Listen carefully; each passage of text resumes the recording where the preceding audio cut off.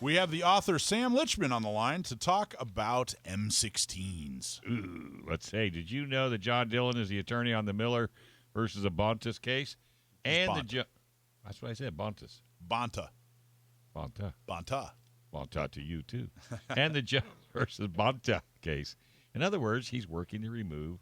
I wish he'd hurry up and get this done so I don't have to do this. Right? Just win the case already, John. Come on, get with the program. But he's trying to save your assault weapon ban, and he's working to restore our Second Amendment rights for the 18 to 21-year-olds. And if you have legal matters that involve firearms, then you need to call John Dillon, especially if you have questions about red flag laws, gun registration, gun transportation, or maybe you just need to know that your guns are California compliant. Call our trusted firearms attorney, John Dillon. John Dillon specializes in California gun laws. Call 760-642-7150 or visit his website at DillonLawGP.com. Well, it's a real family show today because I got my wife here. Hello. And I got my nephew, Sam Lichtman, Sam the Gunman, on the line. Sam, you there? Yeah, how are you guys? And my son, Dave Stahl. Yes, how are you doing there, Sam? I got adopted. So Sam, everybody knows Sam the Gun Guy as the Stump My Nephew guy. Sam Lichtman is my nephew, 22 years old. Usually we have him answering trivia, but today we're going to spend a couple of segments talking about something really, really amazing.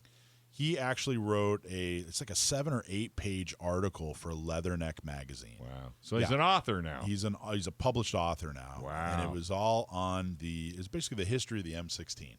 Which you're familiar with. You've shot an M16. Ah, I love that gun. Yeah, and Laura's favorite. Mine, too. You I love love ARs. You have one? Of course. Well, she has an AR. Oh, okay. Well, It's not exactly an M16. She doesn't have that 400-pound. Like I had. No. And anyway, it came out in Leatherneck Magazine. Leatherneck Magazine is I describe it as the trade magazine for the Marine Corps. And they had published his article, and it really came out great. It was really, really amazing. I'm very, very proud to talk about this with Sam. Sam, you did a great job, man. Thanks very much. So tell people about, first off, what made you write the article? How did that come to be? Well, the article actually started out as a script for an abortive podcast project. That never ended up going anywhere, but so I just ended up putting this script kind of on the back burner. I left it on my hard drive and didn't touch it for about a year and a half, 2 years. Then some other articles fell through in Leatherneck, and they needed content. I had content, and so I spruced it up a little bit, and one thing led to another, and it's in the magazine now. Well, who found who? Did Leatherneck come to you? It wasn't real hard for Leatherneck to find Sam. Why is that? Yeah, so my mother, your older sister, is the senior editor of Leatherneck. She's worked there since about 2007 timeframe, roughly, and I've been going into the office as needed pretty much since then. Yeah, like an internship and working there. Before. Yeah. I actually had a feature article on the phonetic alphabet published, but this is my first piece on a directly firearms-related topic. Yeah, the phonetic. It was really cool. The phonetic alphabet article was, the Alpha, Bravo, Charlie, Delta. That one, he wrote that whole thing. It was really cool. Okay, so the M16. Talk to us. What was the most interesting thing you discovered in your research when it comes to the history of the M16? Because he wasn't Where born to begin? when that came out. With a rifle with such a storied history and service in the U.S. military as well as many foreign militaries, there's certainly no shortage of interesting stories. But probably one of the best is that, now some of you may know that the United States Air Force was actually the first service to adopt any AR-15 variant for service. And the reason for that was because Curtis LeMay, the chief of staff of the Air Force at the time, in the early 1960s, was at a barbecue. Sources differ whether this was a birthday party or an Independence Day gathering, but it was a backyard barbecue with many top military officials, as well as a sales rep from Colt who had just bought the patents from Armalite. And the Colt man brought along an AR-15 and some watermelons and set up these watermelons and passed off this this space-age-looking new rifle for Curtis LeMay to try out. And after blasting some gourds, blasting some melons, he decided. Yeah, it'd have to be a pumpkin to be a gourd. Right. After blasting some melons, Curtis LeMay was so enamored with the new rifle that he thought it would be the perfect thing for Air Force security forces to replace aging M2 carbines, and attempted to single-handedly place an order for a very substantial number for the Air Force. It had to go through Congress. It got tied up a little bit there, but Air Force airmen were the first to receive AR-15s. Yeah, it wasn't really a guaranteed. I mean, the thing is such a standard, piece of equipment in the military community and in civilian ownership now. The AR pattern in general, but it wasn't really guaranteed, right? I mean, this wasn't a guaranteed success. I mean, he was shooting watermelons. Some Air Force guy was shooting watermelons. Well, it wasn't even. But you're shooting a watermelon. I mean, you could shoot a BB into a watermelon and make damage. So you would think that it would have to be. How would he know if it was going to have the velocity and the power, to do what it ended up doing? Well, so what are some of the hurdles on the way to getting this thing so standardized? Now, the M16, which is an AR-15 variant, was the first rifle adopted by the U.S. military that did not come from, or it was the first in a very long time, whose design did not originate from within the military system.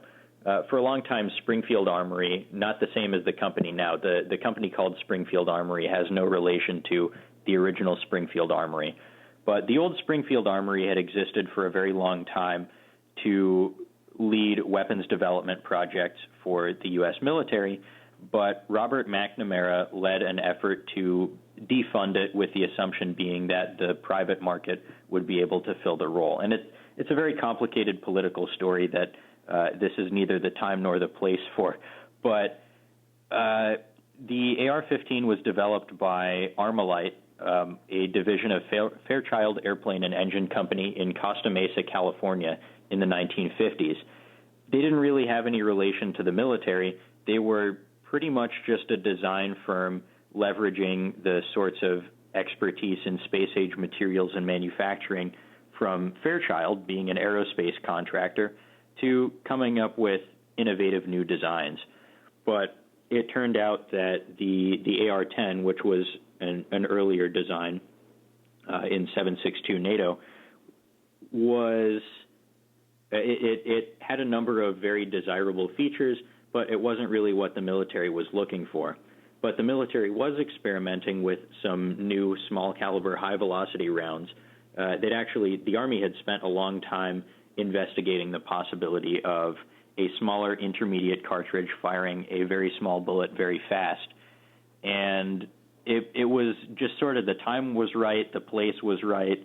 Armalite had a good design, and the AR-10 lent itself very well to being adapted into the AR-15, which became the M16. Because the AR-10 didn't actually ever, was it ever officially in military service, the AR-10? The AR-10 was never in U.S. military service. They were purchased and produced under license in small numbers abroad. There are a few different patterns of AR-10 that were used by some foreign militaries, including the Dutch Air Force, but they didn't see very widespread adoption. It wasn't really until about the 1990s that that platform started to have a resurgence. Yeah, for example, there's no mil-spec AR-10. No, there are about 2.5 different quote-unquote standards for AR-10s. The parts compatibility is not necessarily a given. Okay, so the M16, so how long did it take before, all 4 branches, or I guess all 5 branches now, how long did it take for the other branches to pick up, I guess how did the rest of the military find out about the Air Force's new rifle, and why and when did they pick it up?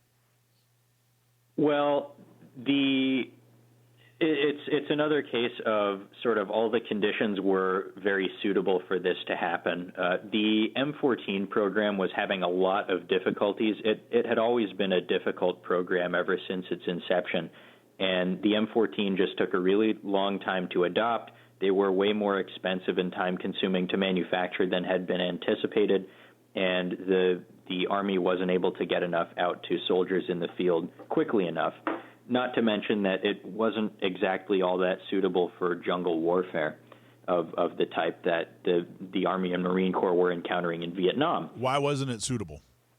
It's long, it's heavy, the ammunition is heavy. The wood stock tends to absorb moisture and swell, which can cause a wandering point of impact, which is very, very bad. And its design is more suited for low volume of fire at longer range, whereas the type of combat encountered in jungles is better suited for something that can produce a higher volume of fire. Plus, it was heavy. Yeah, if you had to do a forced march and you had to carry that with your pack, you would love to lose it if it wasn't warfare. So the M14 was having problems. The AR-15 looked pretty promising, but it was still non-standard equipment. It was a very unconventional design. And so initially it was some special forces units that began using it in country in about 1963, I believe. So you had people whose jobs it was to sneak around behind enemy lines and do all sorts of covert things, who stood to gain a lot from a much lighter, much more compact rifle that was able to produce a large volume of fire and had lightweight ammunition and all these other desirable characteristics. Right. And so the Army proper realized that this was a good potential replacement for the M14.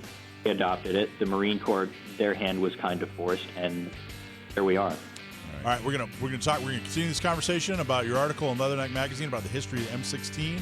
The next segment. Hey, so we're talking to Sam Lichtman, Sam the Gunman, who normally does our Stump My Nephew segment, but we're actually talking to him about an article he wrote for Leatherneck Magazine, which is the Marine Corps' trade magazine. If you go to mca-marines.org, you can check out the magazine, mca-marines.org.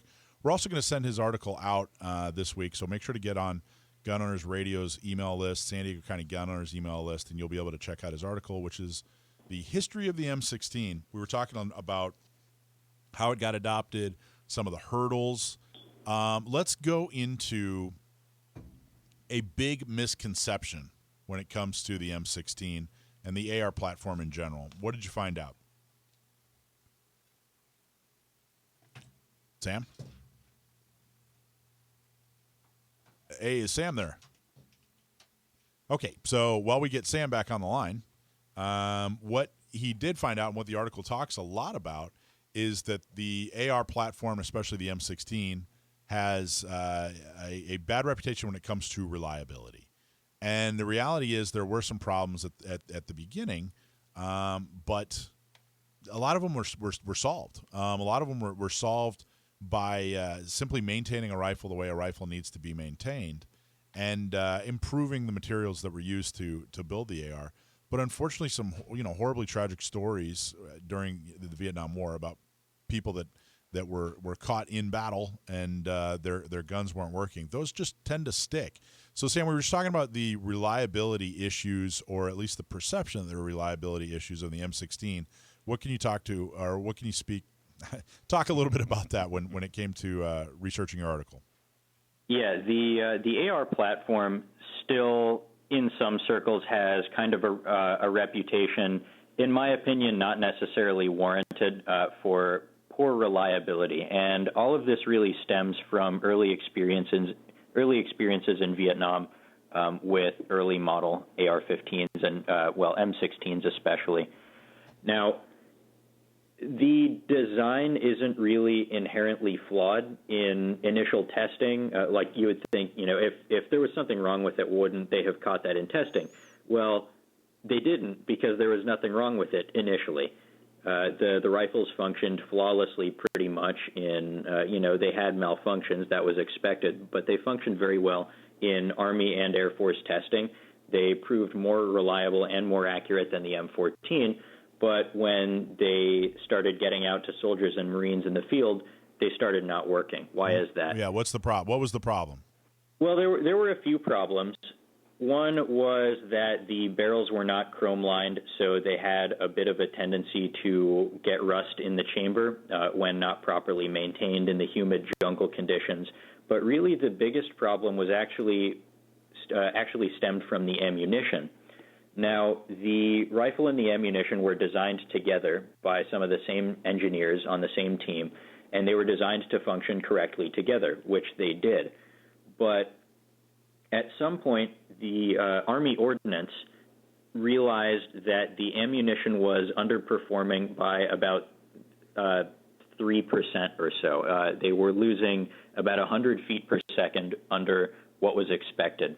And so Army Ordnance, not realizing or not taking into account that the ammunition had been designed very deliberately, opted to change the type of propellant that was used. They switched to a different type of gunpowder to produce the desired results in terms of muzzle velocity, but that completely threw the rest of the system out of balance. It changed the pressure curve that the operating components in the M16 experienced, and it deposited this these calcium deposits inside the gas tube, which is really a bad place to get any sort of fouling. And normally that all gets blown out, but this was not the type of powder that was anticipated, so the rifle started clogging up and choking, and it wasn't a good time. And a lot of soldiers and Marines were killed because the rifles were failing when used with unexpected ammunition, basically. Once that was corrected, they just to recap. So they adopted this brand new rifle. They sent it out into the field, and they gave people the wrong ammunition. In essence, the rifles worked fine in testing, but as soon as they switched to a different type of gunpowder, the rifles began failing. And then once they corrected the ammunition, everything went okay. Nope. No. They didn't correct the ammunition. There was this big congressional investigation that produced a very long report. This was a huge to-do in the media. It was a big scandal. And the biggest recommendation in this report was change back to the original powder. And there were a lot of other recommendations in the report. And the Army followed all the other recommendations except changing the powder back because it was no longer in production. So they switched to yet a different type of powder, which was supposed to be a bit better. Some design changes were implemented to the rifles. They added a buffer to slow down the rate of fire so it wouldn't shake itself apart. They changed a few other things. They moved to a chrome-lined barrel. But the slight alterations to the design in combination with changing to a new type of powder which didn't foul as much really worked out all the kinks, and they're pretty reliable now. So back in, if memory serves, somewhere around 2000 or just after, some big changes to the AR platform. Seems like there really wasn't a whole lot of changes in the 70s, 80s, and 90s. But then in either the late 90s, early 2000s, they started going with this M4 look, where you had a flat top, you had an adjustable stock, and you had a shorter barrel. Can you talk a little bit about that? What are the reasons they changed to change it so drastically, and what's become of it? Yeah, the sort of M4 craze is a little bit outside the scope of the article because it was supposed to be focusing more on the Marine Corps element, and the Marines didn't start using M4s until much later than the Army. The M4 comes out of the late 80s, early 90s. Designers at Colt had been experimenting with short-barreled M16 derivatives for a very long time, and in 1994 they finally came out with what we call the M4 now. It's got a shorter barrel, it's got the collapsing stock. Most of them have that flat top upper receiver that you can put your optics on. And so given that you're not losing all that much velocity from a shorter barrel, 14.5 inches on the M4, 16 on civilian rifles, and given that 16 inches is the legal minimum in the United States before it's considered a short-barreled rifle, A lot of people just find that much handier, and they find the collapsing stock much more comfortable to use. And of course, people like attaching stuff to their guns. Now, did when the Air Force adopted it, did an M16 have the forward assist button? No, the M16 did not have the forward assist initially. The AR-15 was not designed with a forward assist, and in initial testing, no failures were encountered which could have been remedied using a forward assist. A forward assist is a great way to turn a failure to feed into a much more difficult to remedy failure to extract. And when this congressional investigation was underway, Eugene Stern himself was interviewed, and he said, no, you don't need a forward assist. If you have a bad round that won't go into battery, just kick it out and load in a new one. But the Army brass were insistent that some kind of device be added to force the bolt closed, in large part due to, get this, and this is actually part of the justification that they listed, they thought that it would have a psychological benefit for soldiers to know that they could force the bolt into battery. Oh, well, Don't ask me. So do you think we'll ever go, do you think, it's funny that it's such a standard. I know some competition guys that have, what do they call it? Slick sides? Slick side. They have slick side ARs.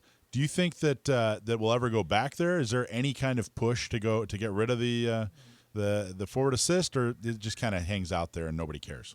Well, a lot of people don't care. A lot of people expect it to be there and are upset when it isn't because it's what they're used to, and they worry about, oh, well, what if I need to use it, which very rarely happens. I won't say never, but it very rarely makes itself useful.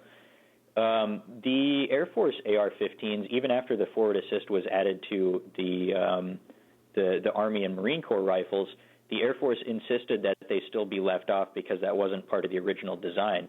So you can see these old Air Force rifles that have that cutout sort of milled off. But now, when you were doing your research on the article, did you run across anything? Do you think the AR platform, the M16 or M4, I should say the AR pattern, do you think it's here to stay for a while, or are they looking to change some things, or do you think that they would modify the AR platform in any way, or what are your thoughts? Well, part of why it's been in service so long is because, first off, it was an extremely innovative design when it was new. It was thoroughly modern then as it is today, and it also lends itself very well to reconfiguration into different configurations for different missions. So you walk into a gun store today, I don't know about the ones in California, but the ones out here, and you can look up at the rack and no two of these rifles will be the same. All right, cool. They have different parts. So go check out Leatherneck Magazine, get on the Gun Owners radio email list, and we'll send out the article. Excellent job, Sam. We'll talk to you next week with some trivia. Thanks very much. All right. Thanks for watching this clip from Gun Owners Radio. You can watch us live every Sunday from 4 to 6 p.m. California time, right here on our YouTube channel, or if you're in the San Diego area, you can listen to us on 1170 a.m. We're also available on your favorite podcast platform for free. Don't forget to like and subscribe so that you can help restore and protect the Second Amendment, not just in California, but across the country.